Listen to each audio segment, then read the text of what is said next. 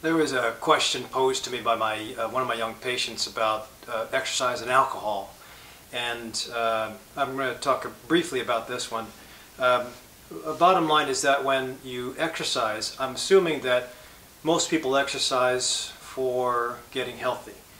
Whether you weight train or you run or you do some form of cardiovascular / resistance fitness, high intensity stuff, it doesn't matter. We exercise as part of a healthy lifestyle. We have to move. The idea with pushing exercise or activity is to push or overload and then repair. And there's a little bit of a finesse if you're not sure about how to exercise. If you overload or push and then crash, that's not good, especially if you have a medical disease. You want to push to the brink of just knowing how much is good, how much soreness will be okay and tolerable the next day, and then stop. You repair over 24 to 48 hours and you attack muscle again.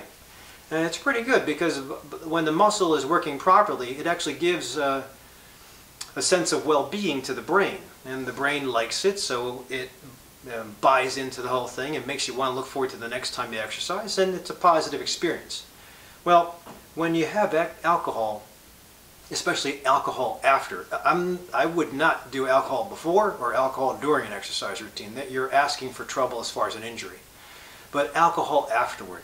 Well, usually when I have a goal of either hitting a big summit, an actual national park where I have to have endurance, I have to have scrambling techniques down, I have to have a little bit of climbing skill down, or I have to carry a heavy pack, I have to be in shape. And every exercise routine to me, every exercise attempt to me is important. So I always want to rehydrate myself with fluid, and I've talked about hydration and exercise in the past. I'll put links to all this stuff.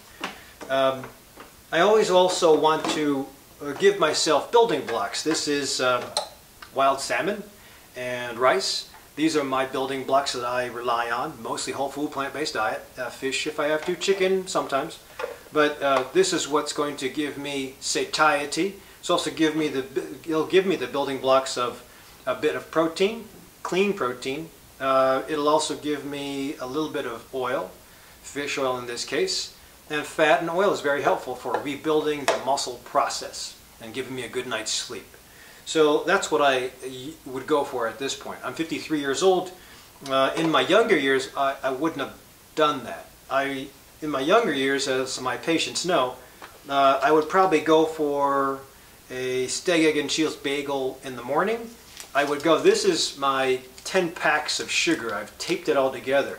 I used to actually go through the drive-thru at McDonald's next to my office in Wheaton, get a steak, egg, and cheese bagel, nice and juicy, dripping off of onto the paper and eating and savoring every bite. I'd have a large coffee, and the coffees are huge now, but my large coffee, I'd always ask for 10 packs of sugar. So these 10 packs of sugar, I would say through the drive-thru, 10 packs of sugar, please. I'd always pull up, and they'd never give me 10. They'd just kind of grab a bunch of them and put in my bag. And I'd say, no, I want 10. And I was very obsessive with that because it took off the bitterness of the McDonald's coffee and gave me a sweet buzz. This is processed carbohydrate or processed sugar. This is definitely processed carbohydrate, and it would give you a buzz. I would even do this sometimes after a workout. I'd probably go more towards the lunch, whatever number I used to eat from the McDonald's window or Burger King window, and it'd be so yummy. But little did I know, I thought I was bulletproof back then in my 30s and 40s, but I wasn't. Eventually I succumbed to having problems later. In fact, the crappy food that I would have in the morning, because I thought I was bulletproof, and then the big coffee with 10 packs of sugar that I would have in the morning, I'd have to offset with a beer at night. And soon it got to be several beers at night. And then I was so tired from the beers at night, I'd have to have more coffee in the morning, more stimulant in the morning, and then another stimulant in the afternoon. And it's just a bad cycle of events. This, by the way, is my last beer. This is my last beer and my medal for my 2010. It's a 10-10-10. October 10th, 2010, I did my last marathon. And unfortunately, the only thing I was thinking about as I broke the tape was beer. And I figured I might have a problem at that point, but I had my beers and I went home and I thought, I'm not having that anymore. because that's the last thing you really want to do. You can certainly celebrate with your friends and with alcohol, but if you're trying to recover from an exercise routine or you're trying to prepare for the next day, you don't want to be drinking alcohol. Ethanol is detrimental. It destroys tissue. There are empty calories in alcohol, not good for the post-workout person. You want to be rehydrating, and you also want to be pushing in carbohydrates, healthy carbohydrates.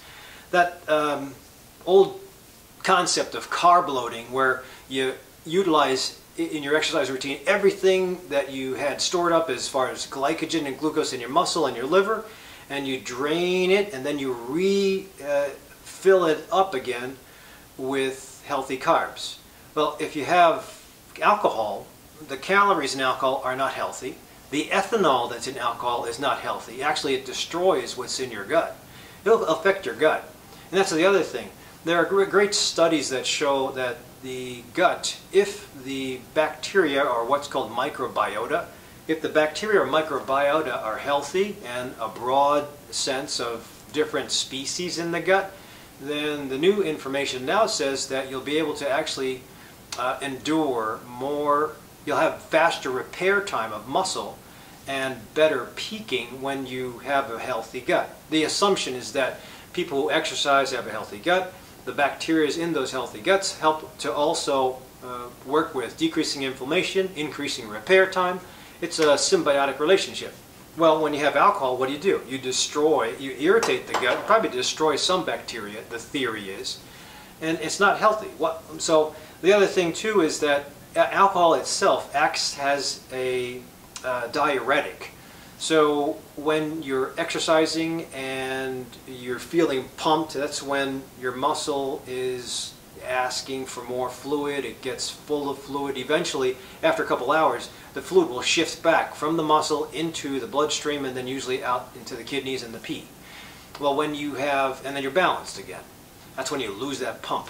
Well, when you have alcohol on board, you're going to want to pee. Alcohol, again, is a diuretic. It makes you want to urinate. So when you urinate, you always lose potassium, sodium, magnesium. These are really important electrolytes.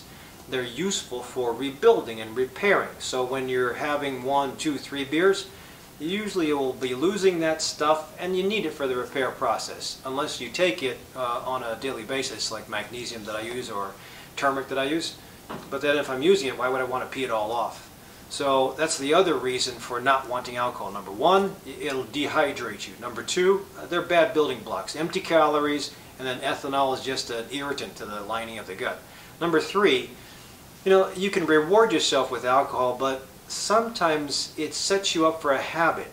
And with that alcohol, which is habit forming with some people, you'll want to have it, or the potential is that you might want to have it after every exercise. So it's not a good thing to have. Just like fast food, just like big feasts I've talked about in the past. Feasting is for special days. Not every day, but for special days. The unfortunate problem, as I see, is that nowadays everybody has a feast every single day. Mediterranean diet includes wine and alcohol, but at limited amounts.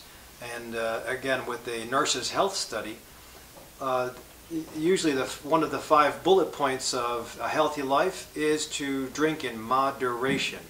Personally, I would say if you're trying to lead a healthy life, really cut out the alcohol, especially if you have a history of alcoholism in the family. If you are having problems with alcohol, or you've been told that you should stop, or you have any questions at all, there are some great resources for stopping alcohol, decreasing alcohol. Everybody knows of AA, but I'll put a couple of links to different organizations that talk about moderation or smart recovery, and I'll put some links to some books that you can read. But don't try to do it yourself. Alcohol, tobacco, it's all the industry is there to make it taste good, make you feel good, make you want more. So if you have attempted to stop and you've been unsuccessful, attempting to stop again will just lead you to more unsuccessful events. The best thing, just like the exercise that I say you consider getting a coach, well, also consider getting some help. Bottom line is that there's no great evidence that alcohol helps in the post-recovery phase of your workout. And there's a lot of evidence circumstantial evidence that says alcohol is detrimental for several reasons that I pointed out. So in my opinion, if you do have to have a drink because it's Friday and you want to start partying and you want to get a pump on before you go out, fine, but try to first, after the exercise routine, eat and fill up, then hydrate so that at least your muscle and your gut is well accounted for and pampered, and then you have your alcohol. And obviously don't drink to intoxication, it's not good, but try to save it for special days if you're going to use it.